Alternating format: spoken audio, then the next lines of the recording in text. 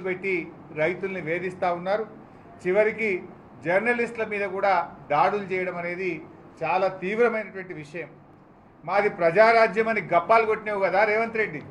నీ ప్రజారాజ్యం అంటే, నీ ఇందిరమ్మ రాజ్యం అంటే అణిచివేయడమేనా? ఇందిరమ్మ రాజ్యంలో నిరసన చేసిపోయే హక్కు ఉండదా?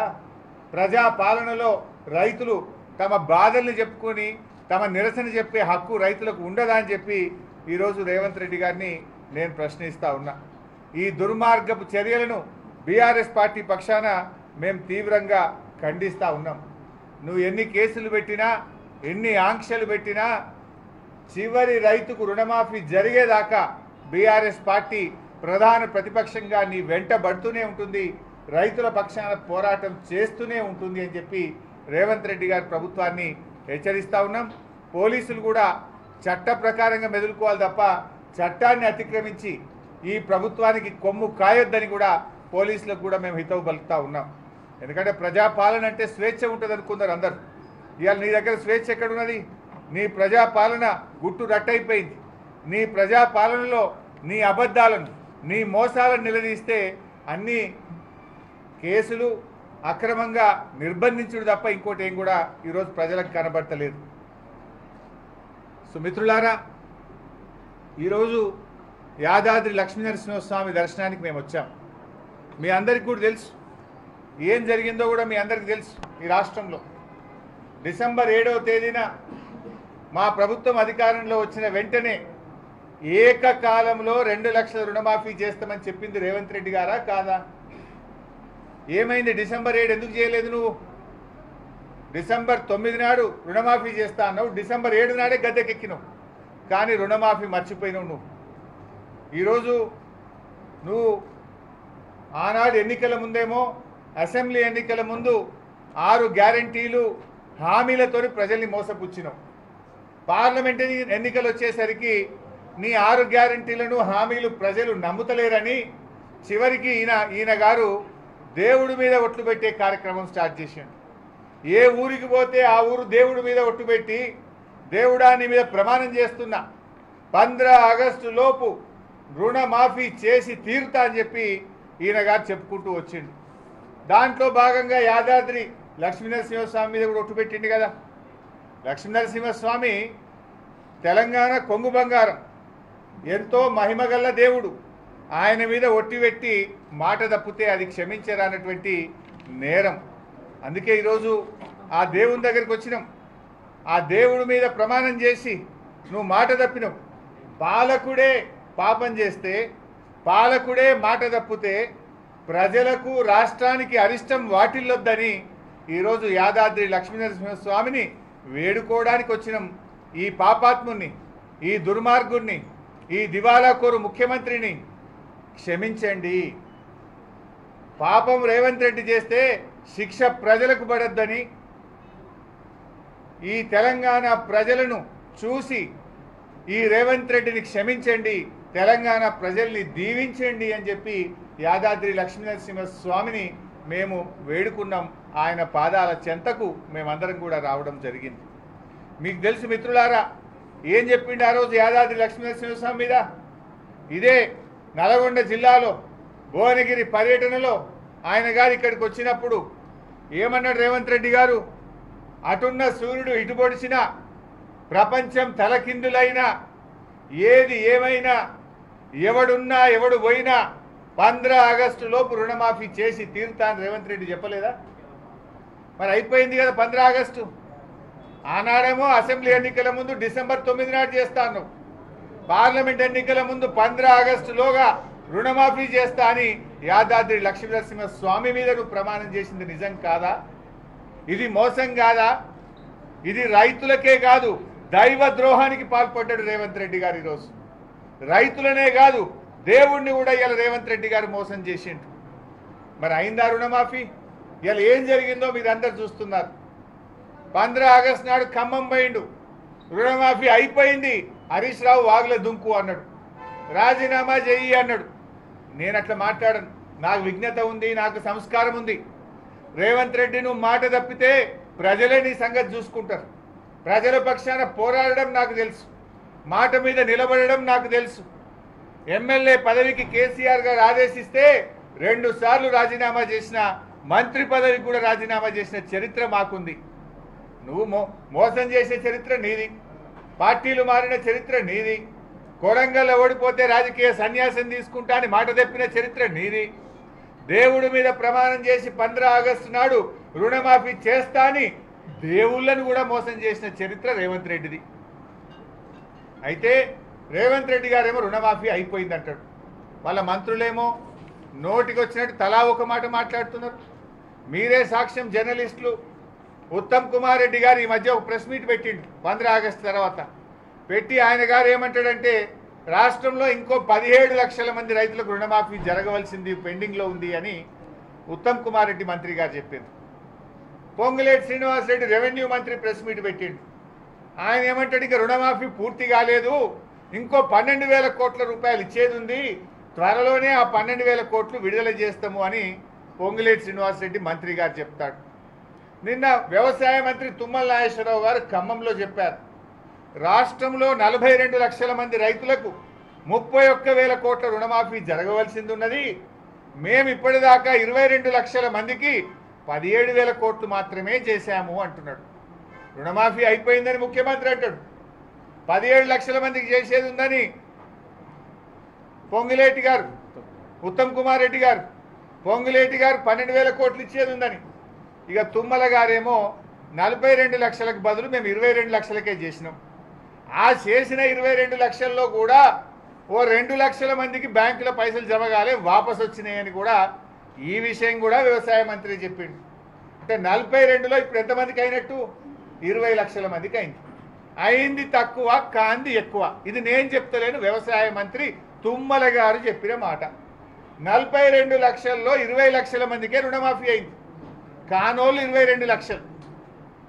అంటే 46% మాత్రమే జరిగింది, ఇంకా 54% రుణమాఫీ బాకే ఉంది. అంటే దేవుళ్ళ మీద ప్రమాణాలు చేసి రైతుల్ని మోసం చేసిన ప్రభుత్వం ఈరోజు ఈ కాంగ్రెస్ ప్రభుత్వం, ఈ ముఖ్యమంత్రి రేవంత్ రెడ్డి గారు. ఇది నేను చెప్తుంది కాదు కదా, నీ మంత్రులే చెప్తున్నారు.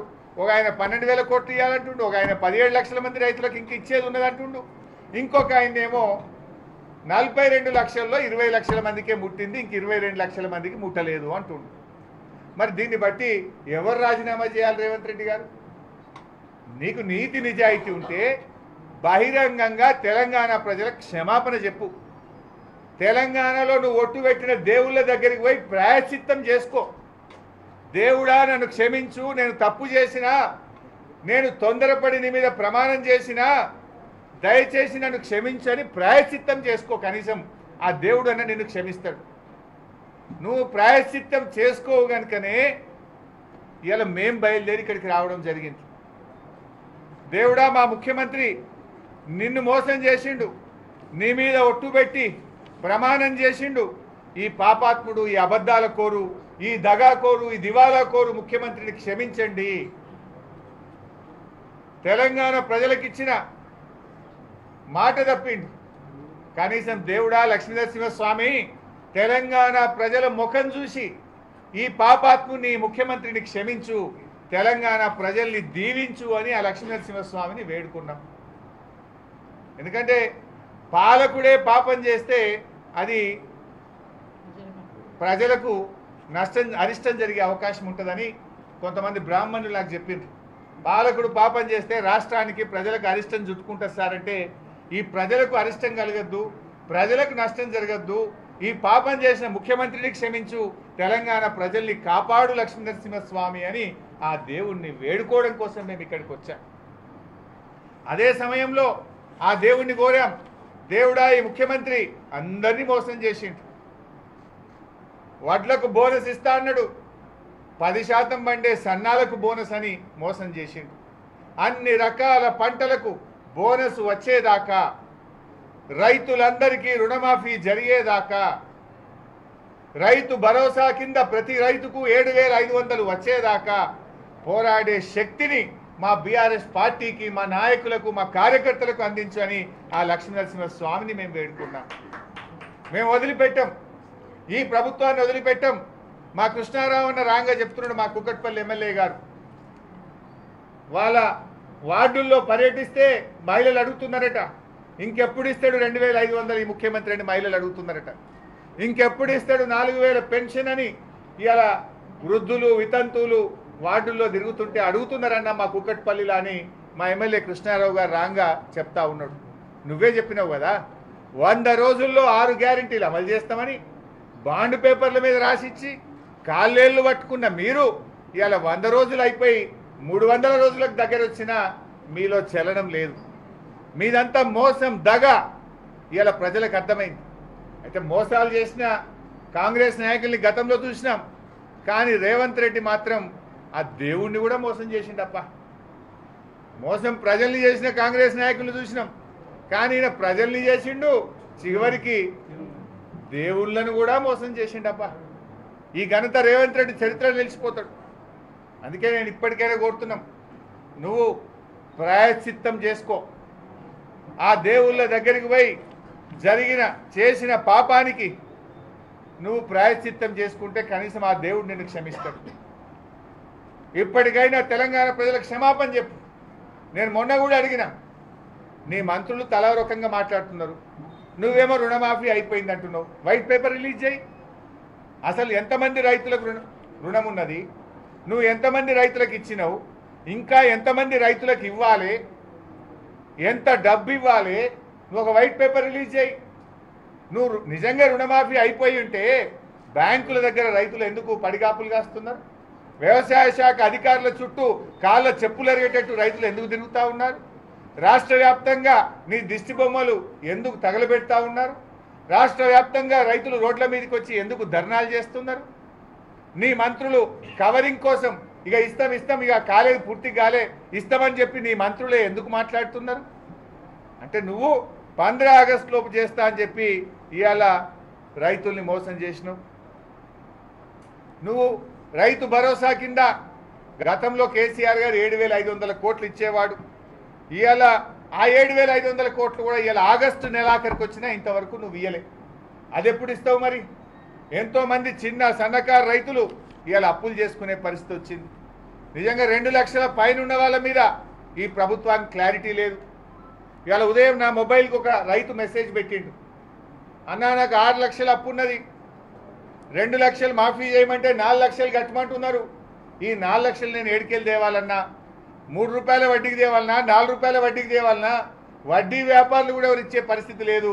ఇప్పుడు నేను అప్పు మాఫీ కోసం కొత్త అప్పు చేయాల్సిన పరిస్థితి వచ్చిందని 2 లక్షల పైన అప్పున్నటువంటి రైతులు వాపోతున్నటువంటి పరిస్థితి. నువ్వు ఇస్తాననే 2 లక్షలు ఇచ్చేయి, నువ్వు ఆ కట్టుమనే నిబంధన ఎందుకు పెడతా ఉన్నావు?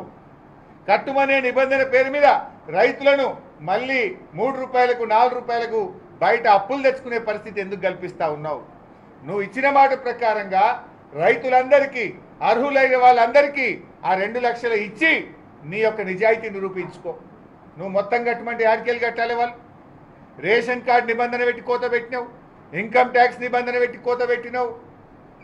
చిన్న ఉద్యోగులకు, ఆర్టీసీ కార్మికులు, సింగరేణి కార్మికులు, ఉపాధ్యాయులు, రిటైర్డ్ ఉద్యోగులకు కూడా ఆపినావు కదా.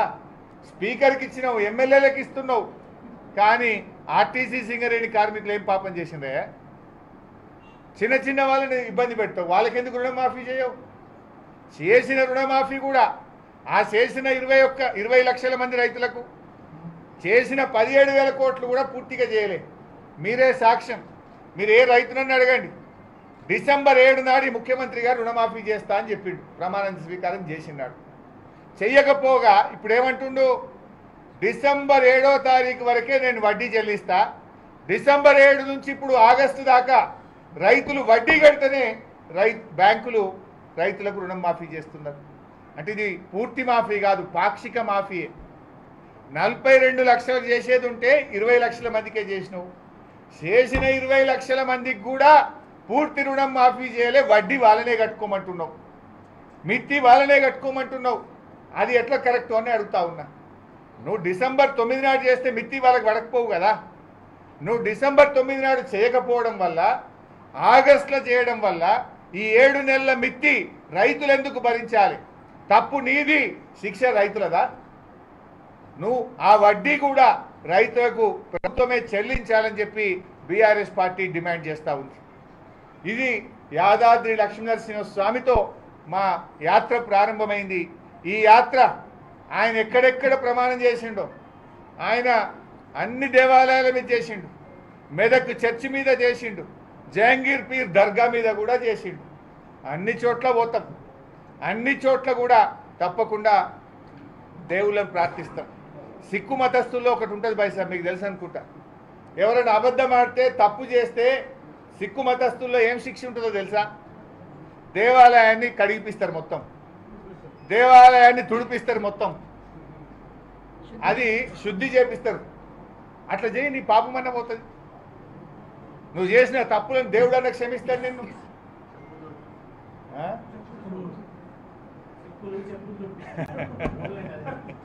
సో ఇది దయచేసి మీరు గమనించండి. జర్నలిస్ట్ మిత్రులు మీరు కూడా ఆ రోజు కవరేజ్ చేసింది కదా సీఎం గారి మీటింగ్. మీరు ఆనాడు లక్ష్మీనరసింహస్వామి సాక్షిగా ఆయన ఏం మాట్లాడిండో ఆ వీడియో పెట్టుండి, ఇవాళ నేను మాట్లాడిన వీడియో పెట్టండి. ఇవాళ వాళ్ళ మంత్రులే చెప్తున్నారు కదా బైసాబ్. బట్టి విక్రమార్క ఉప ముఖ్యమంత్రి గారు ఏమంటుంది తెలుసా? మేము ఇచ్చినాం కానీ బ్యాంక్ వాళ్ళు ఇస్తలేరు అంటాడు. వెరైటీ ఉందని ఇల్లుగా.